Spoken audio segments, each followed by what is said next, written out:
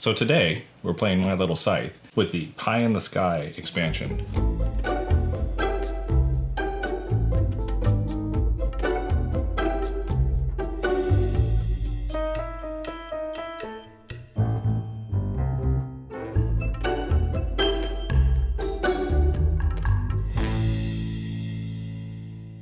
And just like our last combo video, because our daughters, they run their own YouTube channel as well, and they like to play board games over there.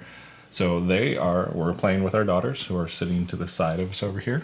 On our channel, what we're going to do is a basic overview of the games. On their channel is going to be the playthrough. So if you're interested in seeing the entire game played out, go ahead and head over to their channel and they'll give their thoughts, their wrap up of the game over there. So if you've never played My Little Scythe, this is very much a condensed or a simplified version of Scythe by Stonemaier Games. This is also by Stonemaier Games. By itself, like if Scythe didn't exist, My Little Scythe is a very good standalone game. So we've already set up the board and we've already chosen our factions. You know, throughout this video, I'm probably going to draw a lot of parallels between Scythe and My Little Scythe. So the character that I am playing the Wild Tiger Kingdom, which is essentially the Rusviet faction in Scythe, because I'm the tiger. So all of the animals that you'll find in this game are the animal companions in Scythe itself. And so you are the United Bear Kingdom. Yeah, which is basically Polania in Scythe. And who are you? You're both the expansion. Yeah. So you are the true W.P. Gray Academy of Magic. And Jerry, you're the foxes. So you are Foxland. Oh yeah, those are the color actually robots. Well, they have robotic legs. That's right. They have cyborg legs, which I think is very cool. You will notice also that we painted our minis. They come gray. And so we painted all of them. And that was fun. It was my first adventure into painting, and it's turned out better than I expected. Yeah. And the girls are getting into painting miniatures too. They painted some of their My Little Pony. They painted some of their My Little Pony figures, which is coincidental that we were painting My Little Scythe figures at the same time. Right. Pure coincidence. You know, if they decided to go with it, even though we have this game and we love this game, I would buy that version. Yeah, I don't think they'll release. I don't think they'd release the rights to that. They totally should. Yeah. My Little Pony, My Little Scythe. Yes. And Okay, so we've set up the board based on a 4-player game. So you only populate. So again, in Scythe, you populate the encounters. Here, not only do you populate the encounters, you also seed the map with the resources. And just like in Scythe, you don't actually collect the resources. You only spend the resources from the board itself. And I'm going to stop saying just like in Scythe, because this is just a miniature version of Scythe. You can move resources with you as you move your character. When you take the move action on your board, you move each character once, unless you have something that alters that. Imagine Scythe without the faction mat and without the lower portion of your board. You only have top actions and you'd have no bottom actions. And that's My Little Scythe. But the win conditions are the same. We have our trophies here. In Scythe, you have 6 achievements, and then as soon as the 6th achievement is placed, the game is over. Here we have 5 because of the expansion. Originally, it only had 4 trophies, but now we have 5 trophies. As soon as the 5th trophy is placed, that is the end of the game, and that is the winner. You know, there's no money, there's no victory points at the end. Whoever places their 5th trophy first wins the game. You have pies, and you have pie fights if you do end your turn on the same space as an opponent, and that is your might in the other game. And then we have friendship hearts over here, which is popularity in Scythe. So again, you have to choose a different action during your turn But it can be in the same area, because you can see the make action over here has 3 spots. I can simply just move from one spot to another spot and take the make action again, which is a little bit different from Scythe. So, we have magic cards, which are create magical pies. So these are your combat cards. You do have an upgrade mechanism here, which is over here, where you can upgrade your move action or you can upgrade your make action. You do not have a trade action. What you do is you have seek, and you don't have a produce action. You have seek, which allows you to roll the seek dice, and that tells you where you can place your resources. So it's where you can place your resources. Did you mention about the airship yet? Okay, so the Pie in the Sky expansion adds the airship. You'll notice the first expansion to Scythe is the Wind Gambit, which adds airships. But what the airship does is on your turn, during the seek action, you roll an additional die that allows you to move the airship. And if it lands on a trophy, then you move the airship based on the number of trophies you have remaining. Therefore, if you are ahead at all, then that kind of scales back your movement ability. Or you can roll a 6, and then you can just move the airship up to 6. And the airship allows you to what?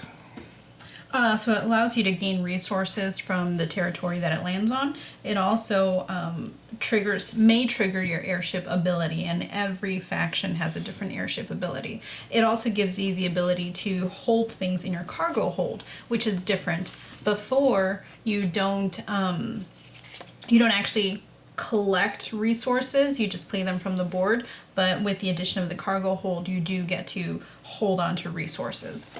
Yeah. So after you move the airship, you have the choice. The final action of moving the airship is choosing what you're going to do where it arrives. You can either retrieve resources from where it lands, or you can use the airship ability on your card. You can't do both in the same turn, so it's one or the other. So Evie, you're first. Okay. You're also going to be in charge of the dice because you have the dice tower over there. Yeah. All right.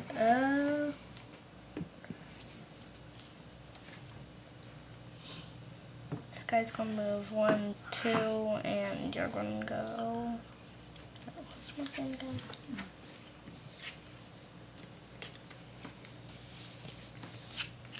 Oh yeah. So we all have our personality cards, which is the same thing as objective cards in Scythe. So it's a hidden goal that isn't. So in Scythe, the objectives is an actual achievement you can get, whereas here, these personality cards give you an advantage at getting one or more of the individual trophies that are up there. Mm-hmm. So Yeah. So you took the move action. Okay. Now I get a quest.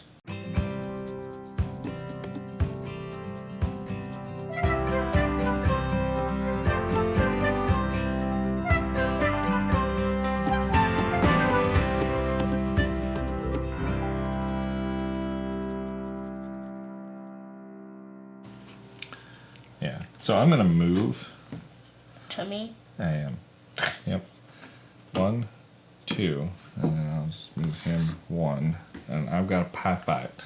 Okay. I need to pie fight somebody.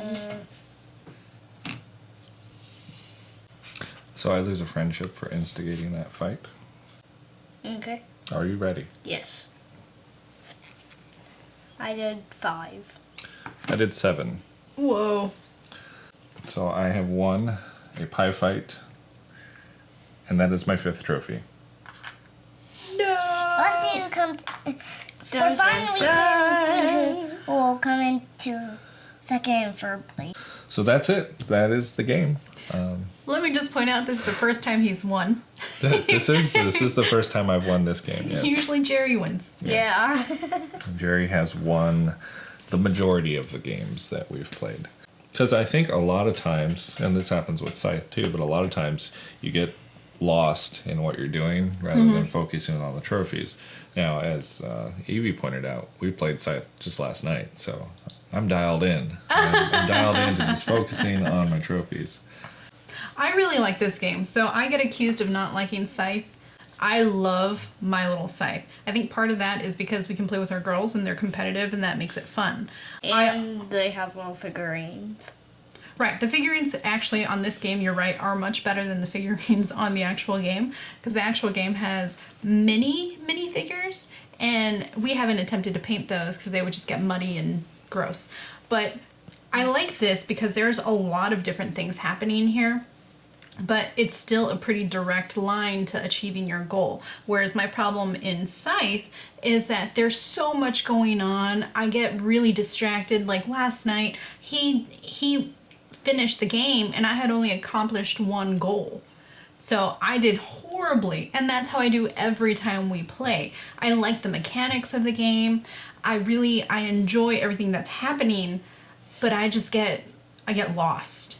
And I'm really a person, which is funny, we were talking about this last night, I'm a person that really likes accomplishments. I like goals. I like being able to say, okay, yeah, this is what I'm supposed to do and I'm going to do that. But in that game, I think there's just so many options, and I think maybe if I weren't playing with him, I'd have a chance. Well, in my defense, as we started that game, I explained to her, this is what you need to do to win. This is what you need to focus on to win. Now, we are married, so she didn't listen to me. So... Now, the great thing is, that game, we left it set up on our dining room table. And when our girls got up, they both immediately went to the game. And they both recognized that it was, a version of Scythe. That it was, sort of the big version of this game that we played together. And so our 6-year-old, she asked me, okay, well, what's this? And I said, well, that's like your pies. This is like your friendship. This is like your upgrade or your power up. And she seemed to get it, which was really cool. Like, it was a good sort of gateway into the adult version of the game. Right, which is the goal of other games like Ticket to Ride, My First Journey, My First Carcassonne. It's a simplified mechanic, but where this game excels beyond those games, I would play this without the kids. It's that fun of a game that, I don't. Because it's an opportunity to bring out a board game that I truly enjoy and then that the girls really get behind. And this really excels beyond the kid versions of most games, typical modern board games. Yeah. I would say, though, that the expansion here does actually add something. The airship movement, I think, is really useful because sometimes, as you see here, I didn't move a lot. I was basically in just my little corner right outside my camp, but the airship really helped me get resources. And so that really does help, I don't want to say speed the game along, but it gives you a different strategy as far as what you're going to do. So I think the airship in this case really does add something. Sometimes you get an expansion and, it's just something else, but it doesn't really change the game. It doesn't really add to the game. And in this case, I really do think it does. I like that the airship doesn't become the only focus of the game. It's not the new... Hey, look at this lady. Right, like I used it maybe twice. I still won, but it didn't require using my airship ability because my ability, it just didn't present itself. Like there needs to be a depository of a lot of resources for my harpoon to be useful. So I didn't see that happen, so I didn't have to use it, and yet I still had a path to victory, even though other people were using the airship much more than I was. It's not necessary. It's just another tool, and I think it's balanced very well. Mm-hmm.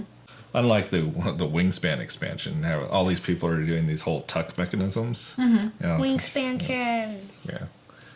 I think it kind of broke it. All right. Well, let us know what you think of My Little Scythe, if you've ever played it, if you have kids that might like it, or if you have Scythe and want to have a nice way to introduce the game to people.